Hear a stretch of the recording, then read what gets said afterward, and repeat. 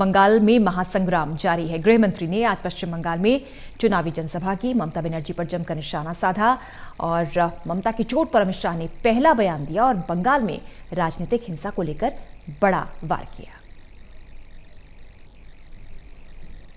130 कार्यकर्ता जिनकी जान आपकी राजनीतिक हिंसा ने ली है, उनकी माताओं का दर्द आप जानती है। बंगाल के सियासी रण में वार पलटवार का दौर लगातार तेज हो रहा है। आज पश्चिम बंगाल चुनाव प्रचार के लिए पहुंचे केंद्रीय गृह मंत्री अमित शाह ने ममता को लगी चोट पर निशाना साधा और जमकर ममता पर वार किया। बांकुड़ा में एक जनसभा को संबोधित करते हुए अमित शाह ने कहा कि ममता बनर्जी को पैर में चोट लगी है, उन्हें दर्द हो रहा है। उन्होंने सवाल उठाते हुए कहा कि राजनीतिक हिंसा में बीजेपी के 130 कार्यकर्ता मारे गए, क्या ममता को उनकी माताओं का दर्द महसूस होता है? तृणमूल और कांग्रेस वाले कहते हैं कि बड़ा षड्यंत्र हो गया और चोट करा दी।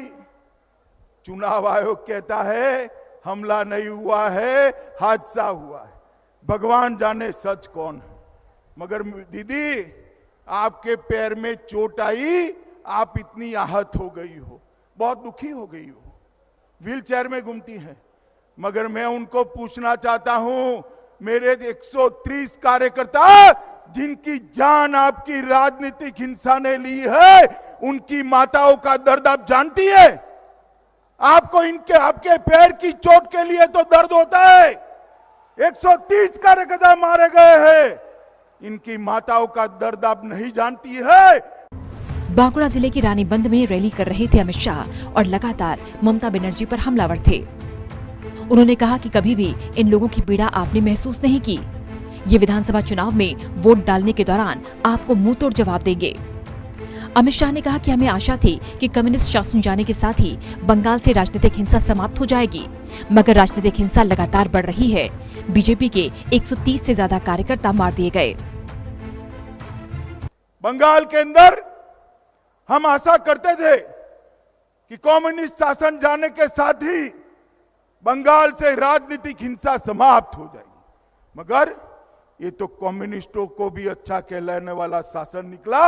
राजनीतिक हिंसा बढ़ गई है। 120 से ज्यादा, 130 से ज्यादा, माफ करना, 130 से ज्यादा भारतीय जनता पार्टी के कार्यकर्ता मार दिए हैं। यहां पर भी हमारे 2 कार्यकर्ताओं को मार दिया है। बता दें कि ममता बनर्जी 10 मार्च को नंदीग्राम में नामांकन पत्र दाखिल करने के बाद प्रचार करने के दौरान चोटिल हो गई थीं। उनके बाएं पैर, सिर और छाती में चोट लगी थी। उन्हें करीब 48 घंटे तक अस्पताल में रहना पड़ा था।